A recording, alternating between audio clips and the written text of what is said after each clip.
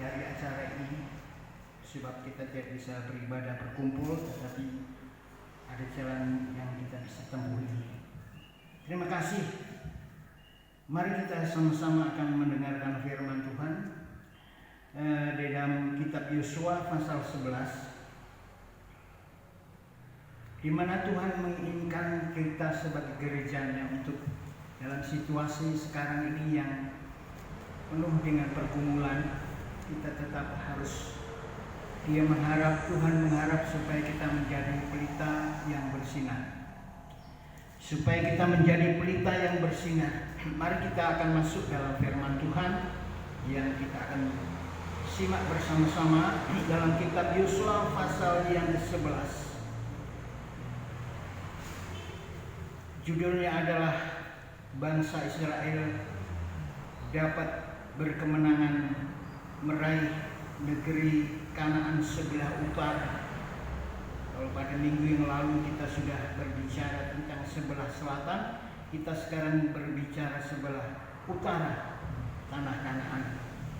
Dan di sini kita membaca lebih dulu dalam ayat 1 sampai 5. Dikatakan setelah hal itu terdengar kepada Yabin Raja Hasor, diutusnyalah orang kepada Yobab Raja Madon, dan kepada Raja Negeri Simron, kepada Raja Negeri Aksaf, serta kepada raja-raja di sebelah utara pegunungan Araba, di pegunungan Araba Yordan, di sebelah selatan Kinerot, di daerah bukit dan tanah bukit Dor, di sebelah barat.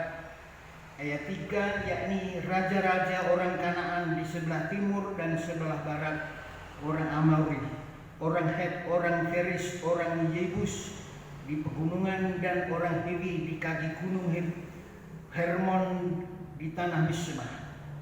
Ayat 4, kemudian keluarlah raja-raja itu bersama-sama, sementara amat banyak rakyat seperti pasir di tepi laut banyaknya, beserta sangat banyak kuda dan kereta.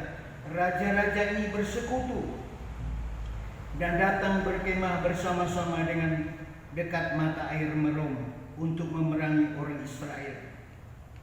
Jadi ayat 1 sampai 5 ini saya akan menunjukkan bahwa Raja Yabin ini adalah raja yang mempunyai kemampuan untuk mengumpulkan raja-raja di sebelah utara.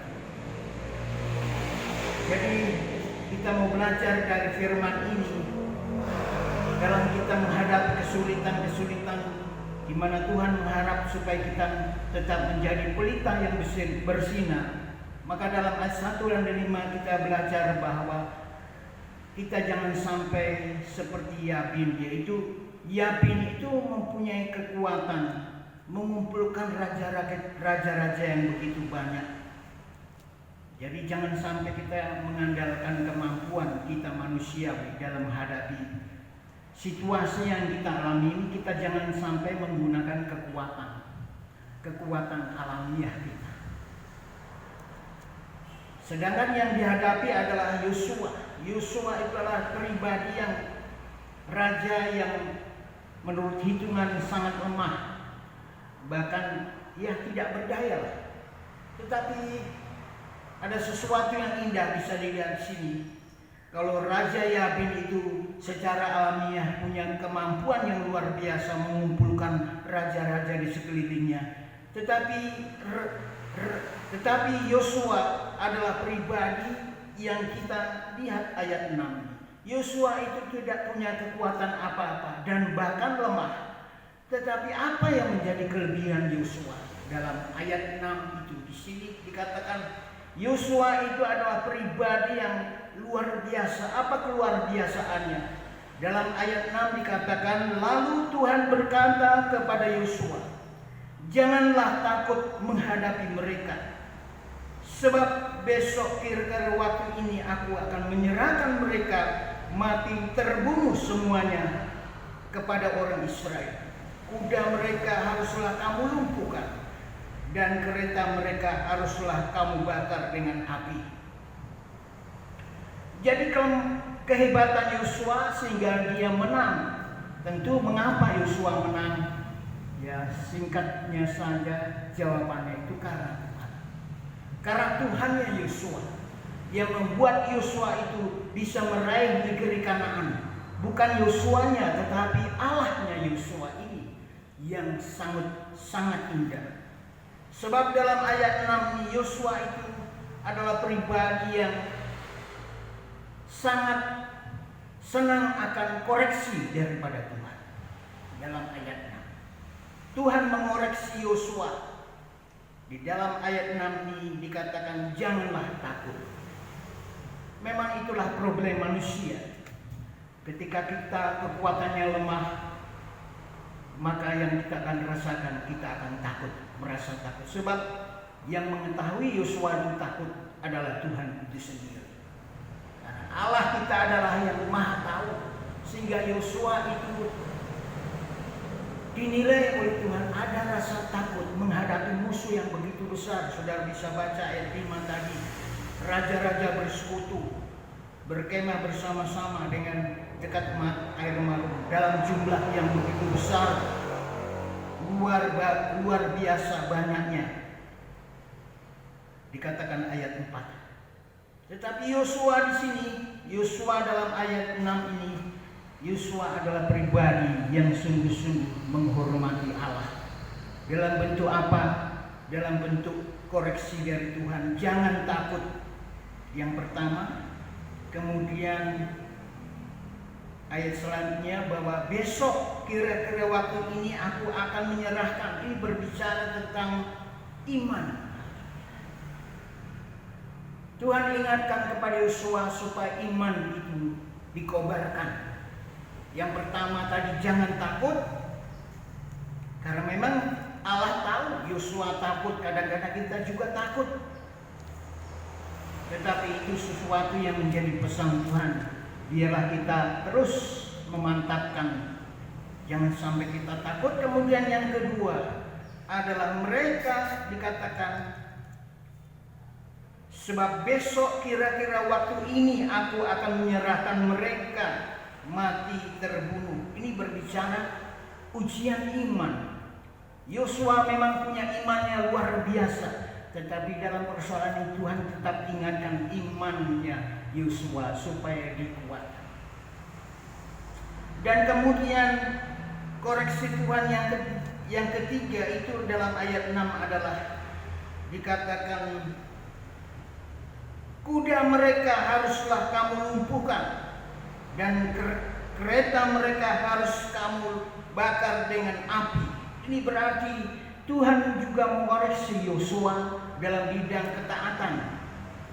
Dan nyatanya mengapa Yosua berkemenangan? Memang Yosua adalah orang yang taat. Jadi dalam masa-masa yang sukar dan sulit ini, marilah kita tetap berusaha untuk taat kepada Tuhan. Karena ketaatan itu menjadi hal yang kita akan mendapatkan kuasa. Sebab kalau kita taat akan firman itu biasanya kuasa itu akan kita dapat dari Tuhan. Sebab kalau kita baca Yosua 11 ayat yang ke-9, Yosua ini benar-benar taat. Bukan justru bermain-main dalam situasi yang sulit. Tetapi dalam situasi yang sulit itu, Yosua kehebatannya adalah dia menghargai perkataan Tuhan. Ini menjadi tugas kita sebagai umat Tuhan. Sebab saya bacakan dalam ayat 9, Yosua melakukan terhadap mereka seperti yang difirmankan Tuhan kepadanya. Kuda mereka dilumpuhkan dan kereta mereka dibakar dengan api. Ini membuktikan Yosua itu mengapa berhasil berkemenangan. Karena Yosua memang menunjang. Meskipun Allah yang punya kerja, sebab Yosua itu sedang melakukan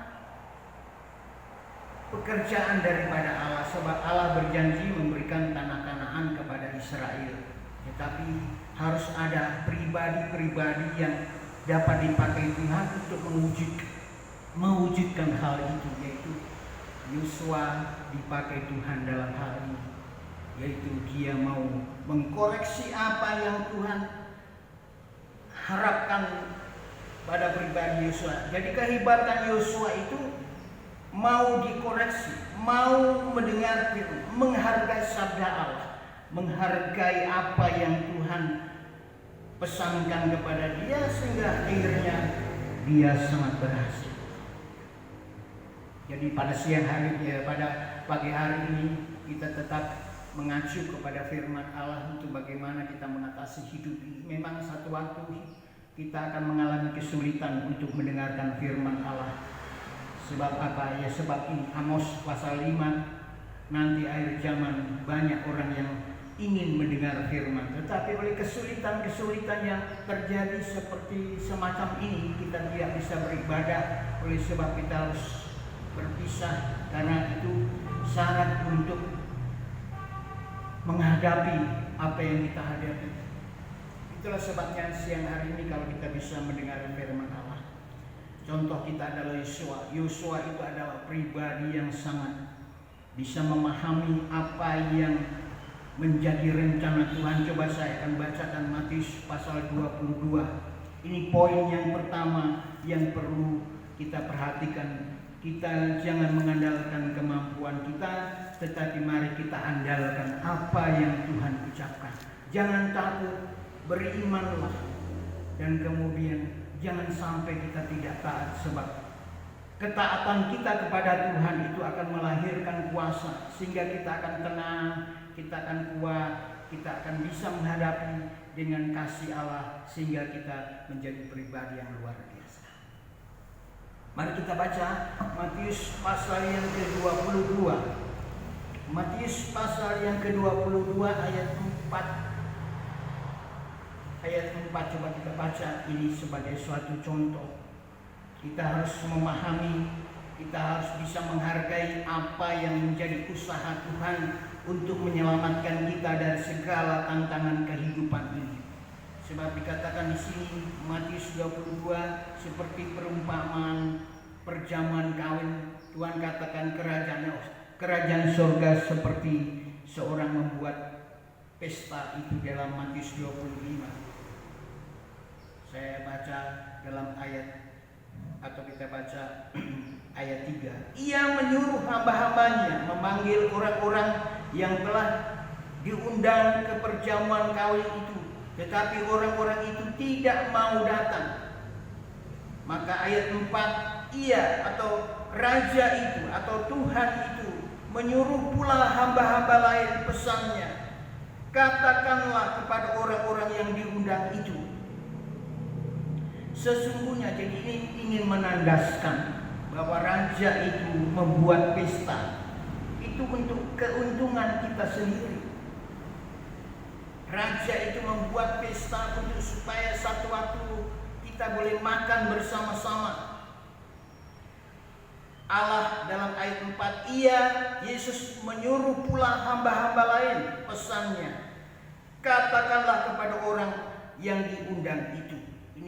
Ini suatu penjelasan. Hamba-hamba ingin menjelaskan hati raja itu seperti apa untuk menyelamatkan kita.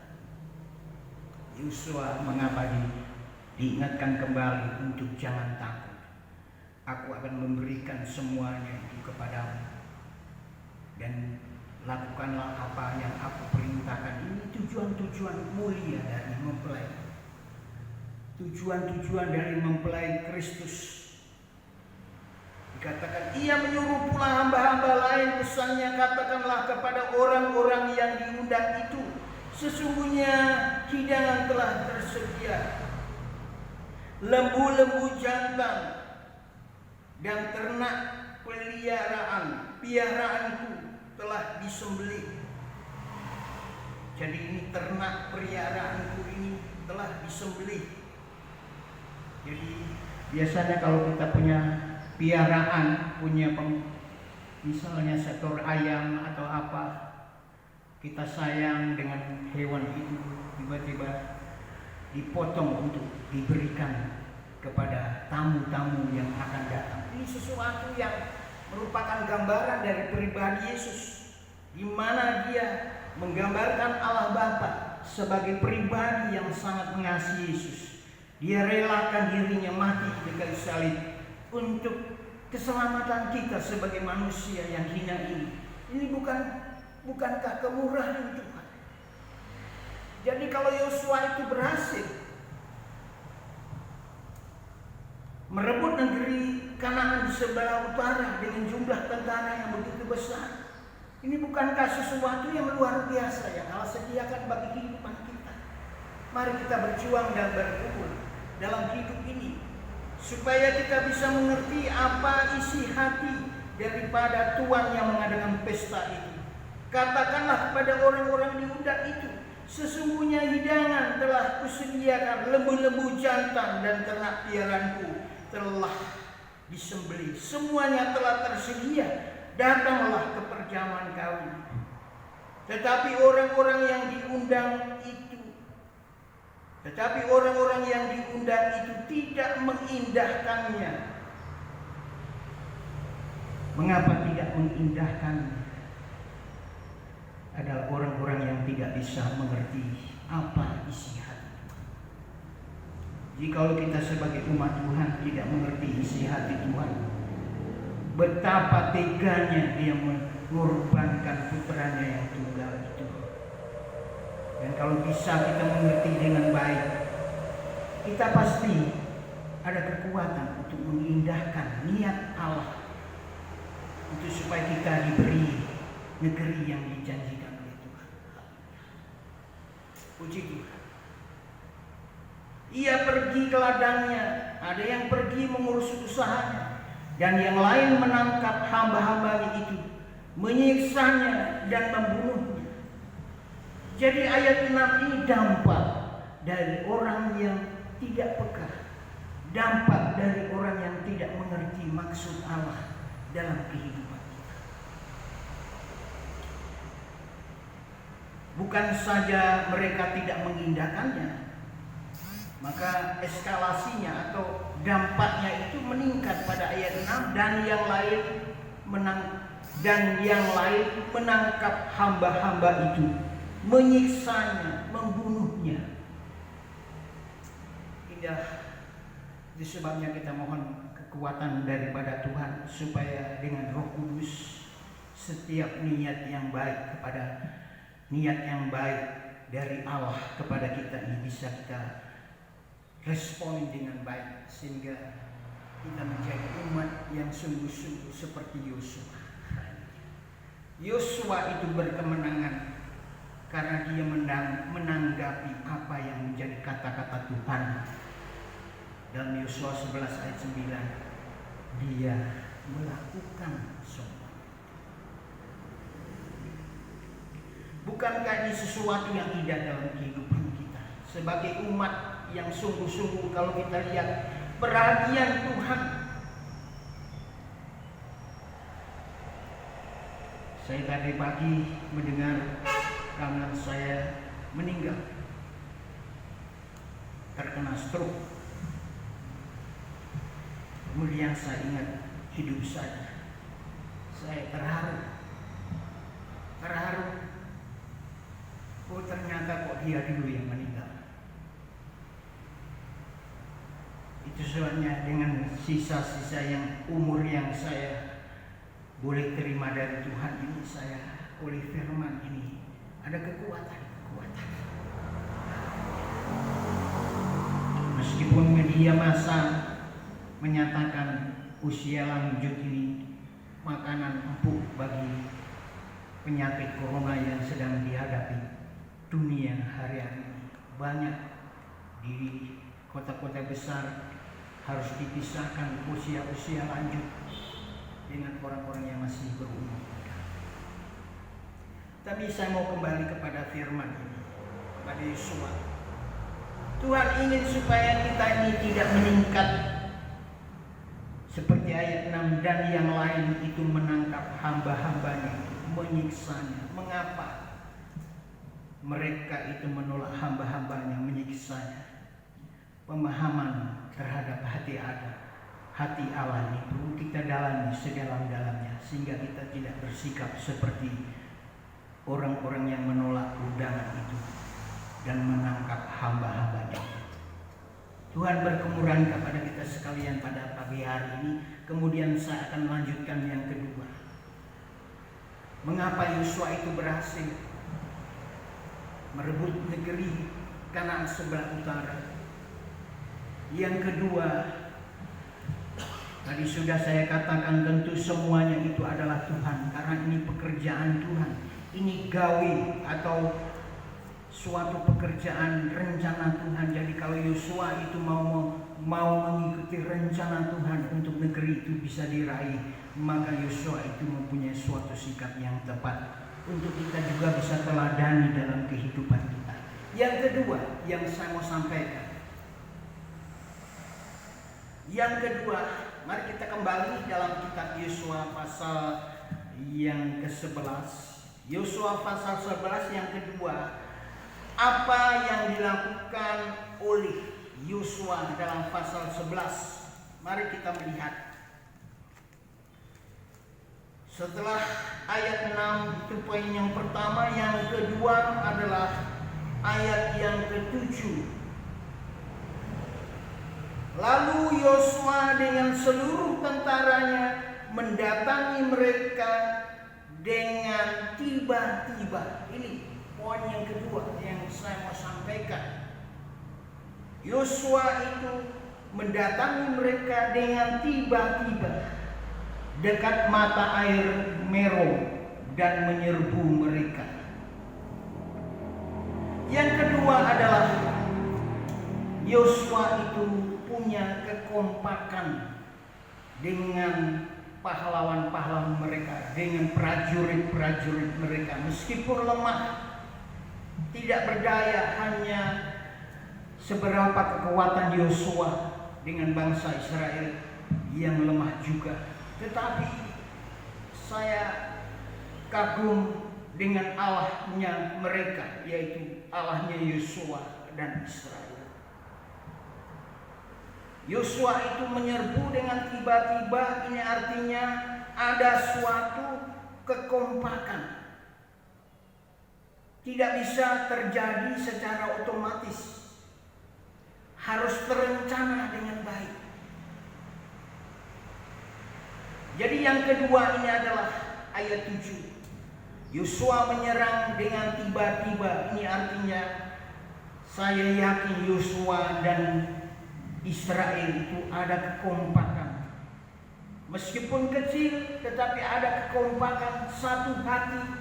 Sesuatu itu akan membuahkan kuasa. Seperti Tuhan berkata, jikalau kita berkumpul 2-3 orang dan kita punya suatu kesehatian dalam perkumpulan itu, maka di situ katakan Tuhan akan ada di sana. Tuhan akan memberikan kekuatan. Jadi Yosua itu kompak dengan prajurit. Sebab namanya menyerang secara tiba-tiba itu tidak bisa dibuat-buat atau diremehkan. Bahkan secara otomatis bisa kompak, tidak bisa. Kita harus ada satu kesepakatan yang terjadi di dalamnya. Yosua harus bersepakat dengan bangsa Israel. Contohnya adalah Yosua pasal 6. Coba kita lihat ayat ini. Bahwa sesuatu yang namanya kekompakan itu harus terjadi kesepakatan. Coba kita baca Yosua 6 ayat yang 10. Tetapi Yosua telah memerintahkan kepada bangsa itu. Demikian. Jadi Yosua memerintahkan kepada bangsa itu.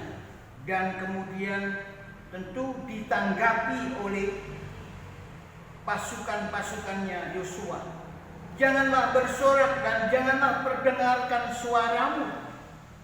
Sebab namanya penyerangan secara tiba-tiba itu memang tidak boleh ada suara. Harus senyap. Dan musuh terkejut. Musuh kaget. Loh, kenapa kok kaget? Karena ada sesuatu yang memang hasil dari kekompakan Yosua dan Israel. Bahkan dikatakan sepatah kata pun janganlah keluar dari mulutmu sampai pada hari aku mengatakan kepadamu bersoraklah maka kamu harus bersorak. Dan ini dipraktekkan oleh Israel dan Yosua. Nyatanya kuasa Tuhan datang, tembok Yeriko yang begitu tebal itu roboh. Ini arti kesepakatan, itu mempunyai suatu kuasa yang luar biasa. Marilah dalam segala situasi yang kita hadapi, kita berusaha kompak, suami, istri, anak dan sebagainya, kita harus sepakat. Dan kesepakatan itu kalau dalam jumlah yang besar itu mempunyai suatu kekuatan yang luar biasa untuk menggagalkan musuh, dan kita akan berkemenangan. Jadi ini yang poin kedua. Bahkan saya akan bacakan di dalam Ulangan, dalam kitab Yosua pasal 7 ayat 1 dikatakan, saat kekompakan itu tidak bisa terjadi, hancurlah bangsa Israel. Contohnya Yosua pasal 7. Ketika satu orang tidak kompak, tidak setia kepada perintah Tuhan ayat 1, tetapi orang Israel berubah setia. Namanya orang berubah setia itu biasanya sulit untuk menjadi satu. Namanya seseorang itu kalau sudah berubah setia, contohnya suami istri kalau sudah ada berubah setia, tidak kompak rasanya, maka terjadi suasana yang tidak mungkin kita akan berkemenangan dalam hidup ini. Sebab ini Yosua pasal 7 ayat 1. Ada seorang namanya Achan. Dia tidak mau kompak, tidak mau sepakat. Terjadilah kehancuran yang kalau saudara baca Yosua pasal 7 ini, Israel mengalami kekalahan sampai Yosua itu hampir dikatakan ayat 7. Berkatalah Yosua, Tuhan aku, mengapa engkau menyuruh bangsa ini menyeberangi sungai Yordan? Sampai Yosua menyalahkan Tuhan dengan perjalanan yang sebenarnya perjalanan yang indah. Karena di sini penyebabnya adalah perubahan kesetiaan. Tetapi orang Israel berubah setia dengan mengambil barang-barang yang dikhususkan itu karena Achan bin Karmi bin Sabi bin Serah dari suku Yehuda sampai sesuatu dari barang-barang yang dikhususkan itu. Lalu bangkitlah murka Tuhan terhadap orang Israel. Jadi saat tidak kompak, hancurlah. Meskipun tidak kompaknya itu secara diam-diam. Ini merupakan roh yang sungguh-sungguh ditaburkan oleh kuasa kegelapan supaya kita mempunyai roh yang bukan Roh Kudus, supaya kita punya roh-roh yang lain dalam hati kita, supaya kita tidak menjadi suatu kekuatan yang besar dalam menghadapi perjuangan hidup yang kita alami. Itu sebabnya Matius 18 ayat 19 Tuhan mengatakan namanya kesepakatan itu luar biasa. Ada Tuhan di sana. Coba kita baca Matius 18. Saya akan segera masuk kepada poin yang ketiga. Tentu saya tidak bisa lama-lama. Saya ingin menyampaikan sesuatu yang sebenarnya sangat indah.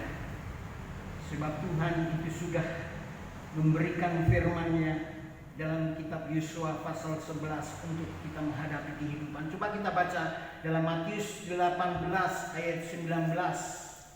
Matius pasal 18 ayat 19. Dikatakan firman Tuhan, dan lagi aku berkata kepadamu, jika dua orang daripadamu di dunia ini sepakat meminta apapun juga, permintaan mereka itu juga akan dikabulkan oleh Bapa-Ku yang di surga. Jadi Bapa kita yang di surga itu punya semangat yang namanya kesepakatan. Bapa kita yang di surga itu senang bagi kita yang sepakat, karena Dia akan memberikan apa yang kita rindukan. Kita rindu dalam masa-masa yang sulit ini, kita tetap mengasihi Tuhan Allah kita yang sudah rela tadi dalam Matius pasal 22 tadi. Dia Allah merelakan anaknya yang tunggal itu dikorbankan demi kita punya suatu semangat yang luar biasa bersama Yesus. Kemudian saya akan sampaikan poin yang ketiga, firman Tuhan. Kita kembali dalam kitab Yosua tadi, pasal yang ke-9. Yosua pasal yang ke-9, Yosua pasal yang ke-11. Yosua pasal yang ke-11. Apa yang dilakukan oleh Yosua kembali sehingga dia berkemenangan merebut negeri Kanaan sebelah utara.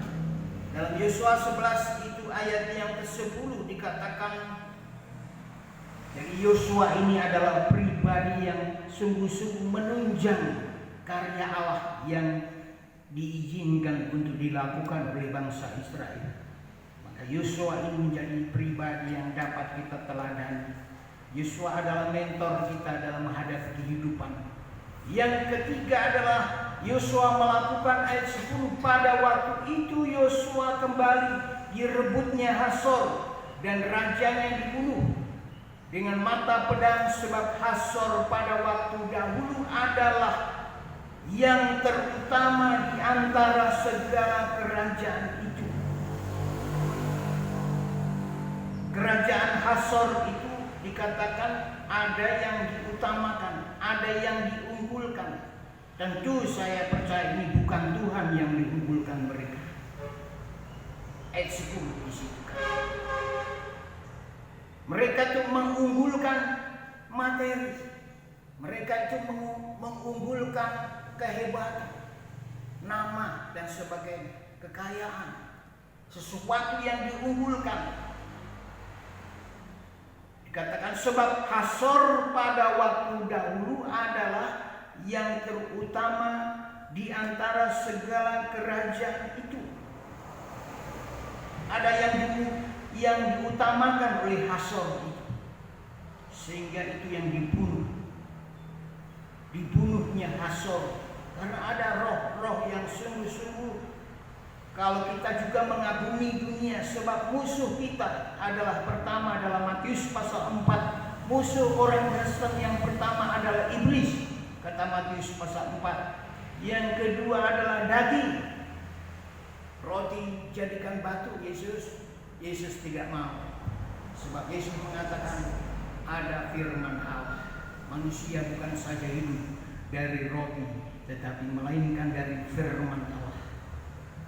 Musuh kita yang ketiga adalah mencobai. Jadi musuh kita adalah iblis, dunia, dan daging.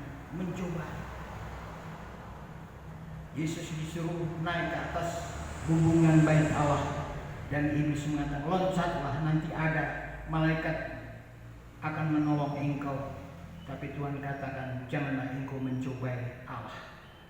Jadi di sini kita lihat Yosua itu adalah pribadi yang di dalam ayat 10 dia menghancurkan, dia membunuh Hasor dengan satu alasan bahwa mereka itu adalah suatu kerajaan yang mengunggulkan, bukan yang diunggulkan Tuhan.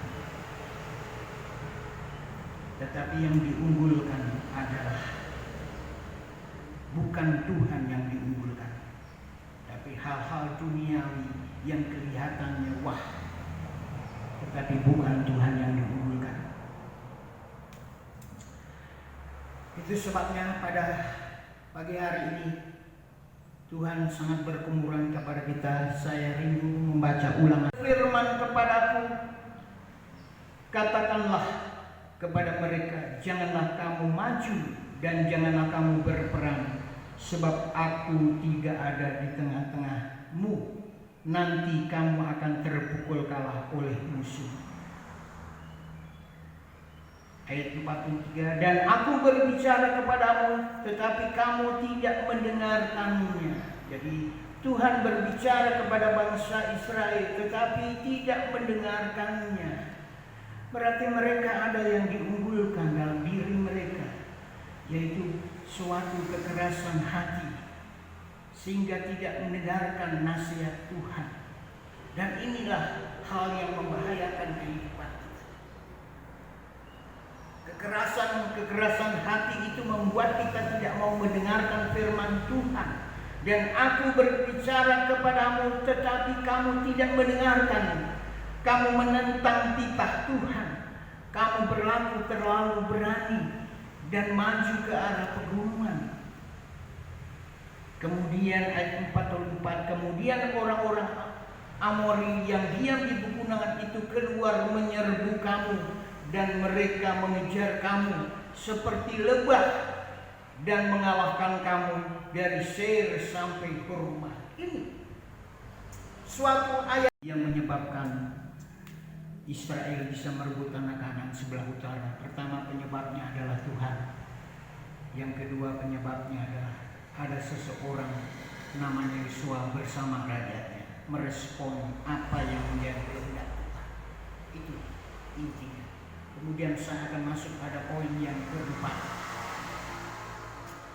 Mungkin ini yang terakhir. Mari kita membaca Yosua pasal yang keempat, pasal yang ke-11. Makan saya sering lupa. Yosua pasal yang ke-11. Mari kita lihat Yosua melakukan apa lagi berdasarkan ayat-ayat ini. Yosua pasal yang ke-11 ayat yang ke-15. Yosua itu melakukan apa?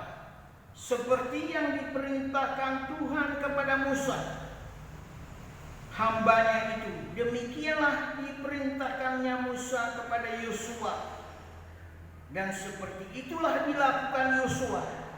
Tidak ada sesuatu yang dia abaikan dari segala yang diperintahkan Tuhan kepada Musa.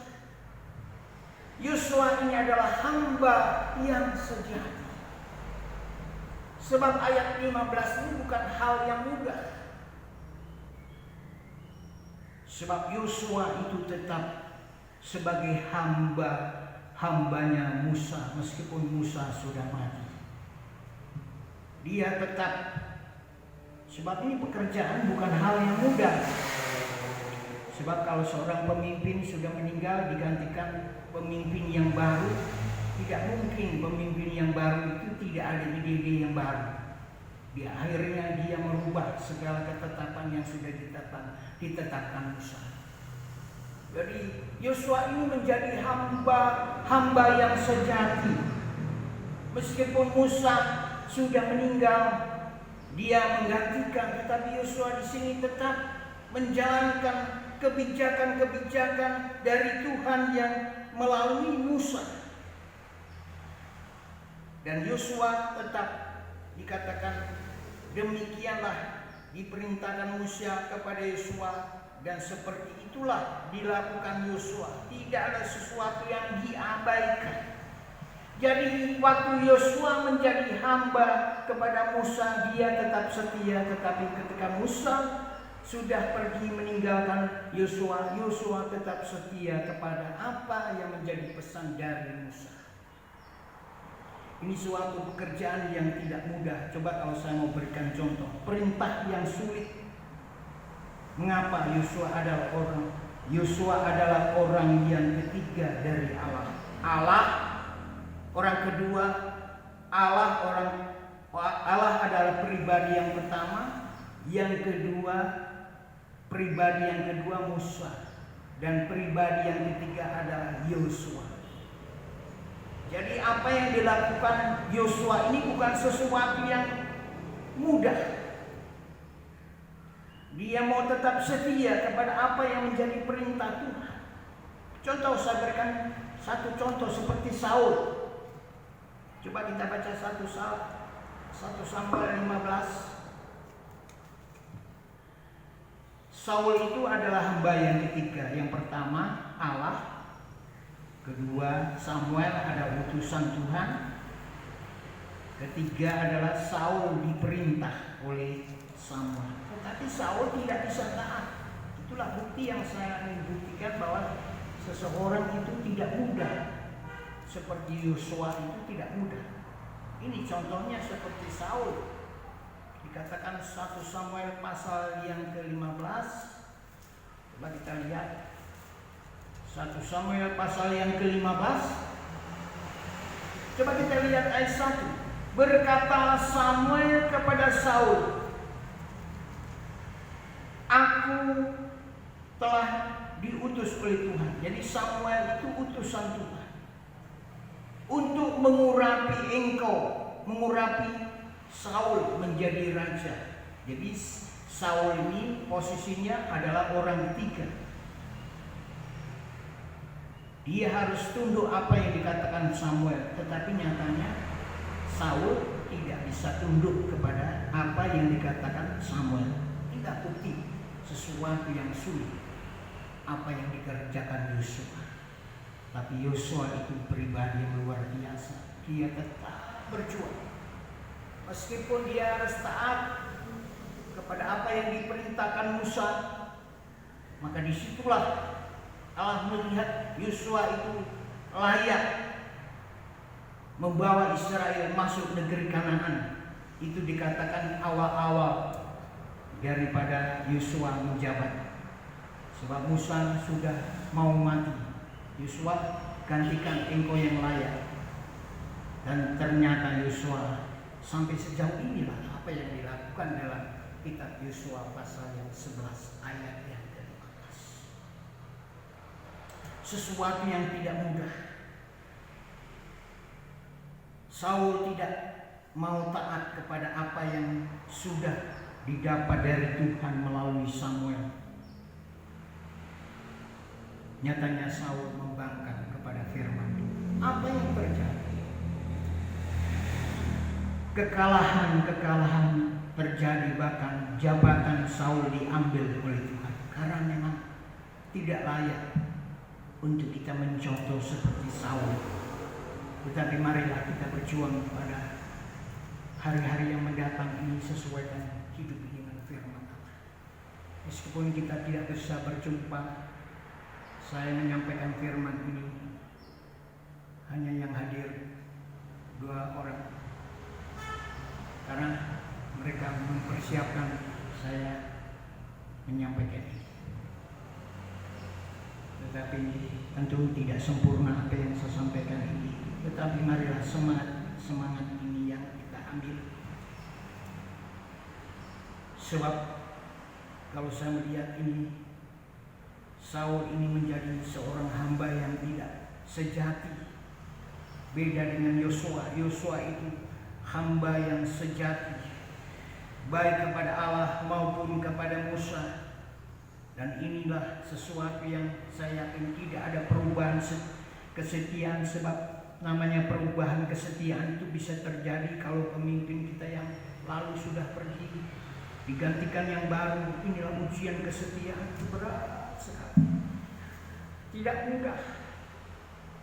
Tetapi kalau firman Allah, siang hari ini kita melihat Yosua dalam ayat 15, dalam Yosua 11 ini menarik sekali ayat ini. Membuat kita hamba-hambanya tetap setia dalam apapun yang kita sedang hadapi dalam kehidupan. Yosua adalah pribadi dikatakan sangat-sangat indah untuk kita contoh.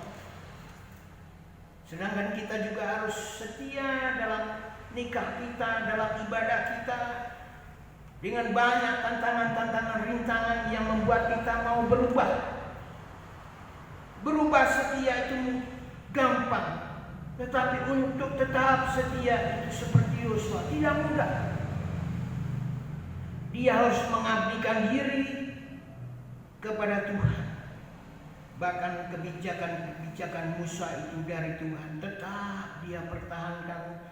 Sehingga itulah yang saya boleh katakan, kalau dia berhasil merebut negeri Kanaan sebelah utara itu memang betul-betul murni kemenangan dari Tuhan.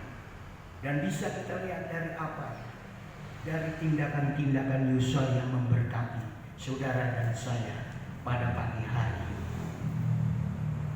Saya masih merindukan untuk membaca Yosua pasal 11 ayat 15 dikatakan, seperti yang diperintahkan Tuhan kepada Musa hambanya itu. Jadi hambanya Tuhan itu hamba yang pertama, yaitu Musa. Demikian diperintahkan Musa kepada Yosua, dan seperti itulah dilakukan Yosua. Jadi Yosua ini memang betul-betul hamba yang sejati. Mungkin bisa juga ada yang bisa memisahkan atau membuat Yosua itu berubah setia, bisa. Sebab namanya Musa adalah manusia biasa. Musa adalah manusia biasa, manusia yang lemah. Tetapi mengapa Yosua tetap setia melayani Tuhan seperti yang diucapkannya? Karena memang dia arahkan kesetiaan itu juga kepada Tuhan. Dia berusaha menghapus hal-hal yang membuat dia berubah setia. Banyak hal-hal yang kita perjuangkan untuk kita boleh tetap setia melayani Tuhan. Kadang-kala yang kita harus hadapi itu, seperti Saul itu, mengapa dia berubah setia? Sebab dia melihat ada lembu-lembu yang lebih bernilai. Ada lembu-lembu yang bernilai. Dari segi keuntungan, dari segi apa? Lembu-lembu yang baik, bahkan Saul mengatakan itu rakyat yang menginginkan begitu. Padahal Saul adalah raja yang punya otoritas, tetapi otoritas dikorbankan demi kepentingan-kepentingan pribadi, sehingga akhirnya itulah menjadi perjuangan kita untuk kita tetap setia kepada Tuhan. Sebagai ayat terakhir firman Tuhan pada pagi hari ini, coba kita baca kitab Yunus.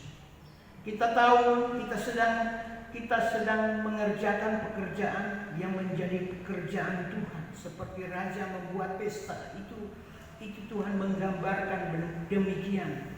Apa yang harus kita pergumulkan adalah kita harus memahami apa yang menjadi bahan pesta itu.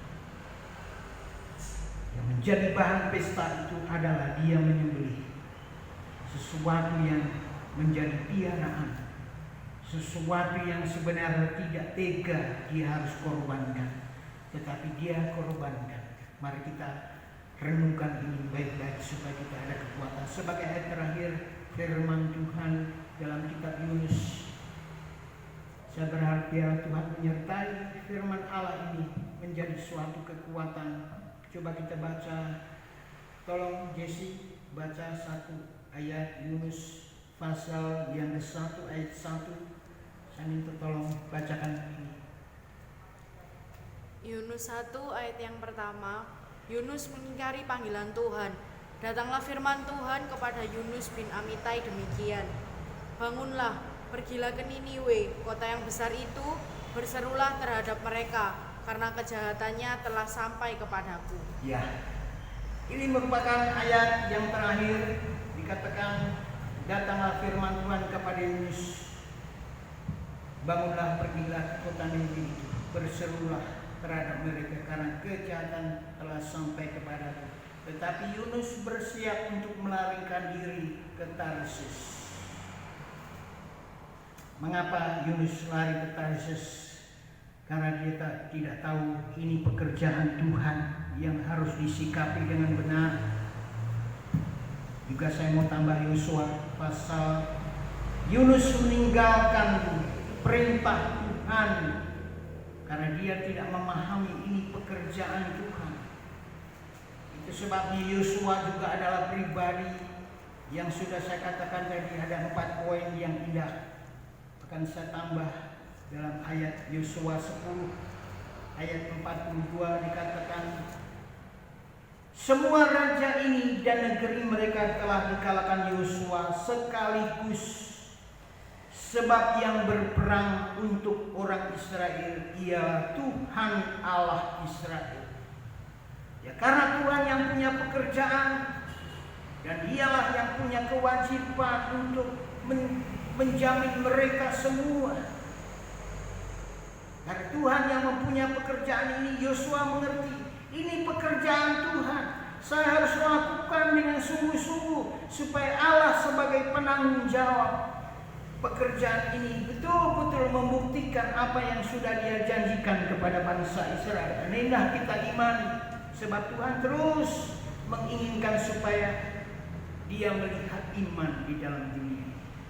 Masa-masa saat ini, masa-masa banyak iman yang terganggu.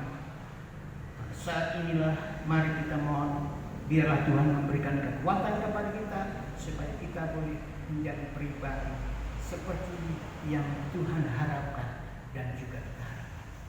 Itulah sebabnya sekianlah firman Tuhan yang boleh saya sampaikan, semampu saya boleh sampaikan, biar ini menjadi kekuatan bagi kita. Mari kita berdoa bersama-sama di dalam kuasa kemuliaan-Mu ya Tuhan. Kami datang pada siang hari ini, menjelang siang kami berdoa Tuhan, biar firman ini tetap memberikan kekuatan baik kepada kami hamba-Mu, bahkan sidang jemaat yang ada yang Tuhan percayakan kepada kami. Kami tidak bisa menyampaikan firman ini secara langsung karena situasi yang kami hadapi Tuhan, tetapi biar firman ini menjadi kekuatan dalam kehidupan kami masing-masing. Dengan segala kelemahan kekurangan kami dalam menyampaikan firman Tuhan, jangan sampai kekurangan kami menutupi kemuliaan yang begitu besar Tuhan. Haleluya. Terima kasih Bapa. Pada siang hari ini kami mengucap syukur kami boleh dapat menyampaikan firman-Mu. Biarlah boleh sampai ke hati kami masing-masing. Biarlah kami menjadi Yosua yang rohani Tuhan, yang mampu menjadi hamba yang sejati dalam pekerjaan melayani Engkau sampai Maranatha. Kami percaya Engkau yang punya pekerjaan. Kalau kami mempunyai pekerjaan, mau menikahkan anak kami, maka kami siapkan semuanya. Kami undang, dan orang yang mengundang ini harapannya respon, itulah yang penting. Karena itu sudah cukup menggembirakan pada hatimu yang membuat karya ini Tuhan. Kami sedang bekerja menjalankan perintah-Mu Tuhan. Meskipun banyak tantangan-tantangan yang menghadap langkah ini, tetapi kekuatan kuasa Roh Kudus menolong kami. Terima kasih Bapa, kami berdoa buat negara kami, bangsa kami. Biar Engkau kasih, Engkau tolong Tuhan, berikan kemenangan untuk supaya kami boleh melewati segala apa yang terjadi dalam kehidupan ini. Terima kasih, kami serahkan semuanya ini dalam tangan Tuhan. Kami berdoa buat seluruh umat-Mu yang mendengarkan firman-Mu ini, Engkau berkati masing-masing, sehingga nama Tuhan boleh dimuliakan. Terima kasih. Menjelaskan doa ini dalam nama Tuhan Yesus Kristus. Haleluya. Amin. Amin. Aduh, tidak tahu hasilnya bagaimana.